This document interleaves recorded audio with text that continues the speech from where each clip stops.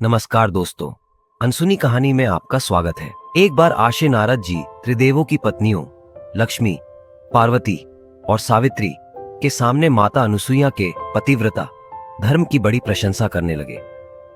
नारद जी ने कहा कि माता अनुसुईया इतनी पवित्र और पतिव्रता हैं कि उनके सतीत्व की शक्ति अमोघ है।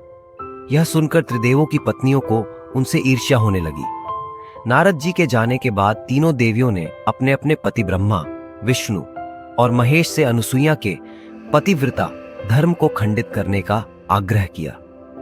त्रिदेवों ने उन्हें बहुत समझाने की कोशिश की, लेकिन देवियां जिद पर अड़ी रहीं।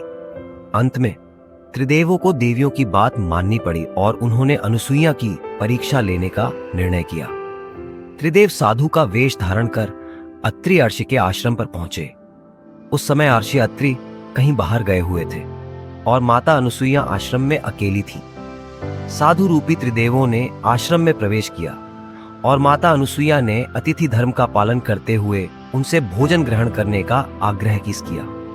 साधु वेशधारी त्रिदेवों ने भोजन स्वीकार करने से पहले एक कठिन शर्त रखी। उन्होंने कहा, हम तभी भोजन करेंगे जब आप हमें निर्वस्त्र होकर भोजन कराएंगे। यह सुनकर माता अनुसुईया स्तब्ध रह गई। साधुओं के शाप के भय और अपने पतिव्रता धर्म की रक्षा के लिए माता अनुसुईया ने तुरंत अपनी सतीत्व की शक्ति का सहारा लिया।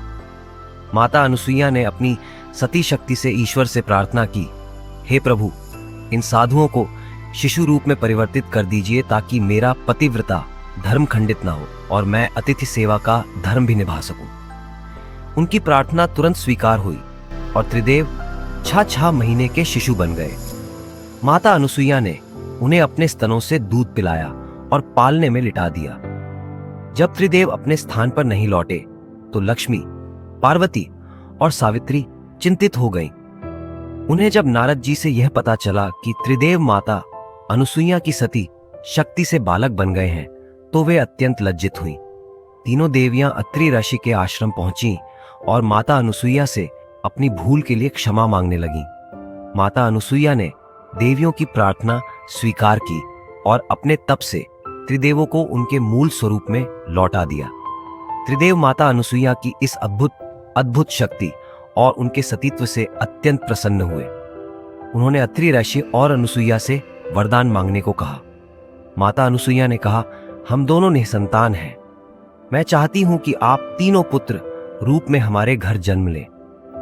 त्रिदेवों ने उनकी इच्छा स्वीकार की और वरदान दिया कि वे तीनों उनके पुत्र के रूप में जन्म लेंगे। इस वरदान के फलस्वरूप भगवान विष्णु ने दत्तात्रेय रूप में जन्म लिया, भगवान ब्रह्मा ने चंद्रमा के रूप में जन्म लिया, भगवान शिव ने दुर्वासा रूप में जन्म लिया। हमारे चैनल अनसुनी कहानी को सब्सक्राइब करना न भूलें और बेल आइकॉन को दबाएं ताकि आपको हमारी नई कहानी की जानकारी मिल सके। धन्यवाद और फिर मिलेंगे एक नई कहानी के साथ।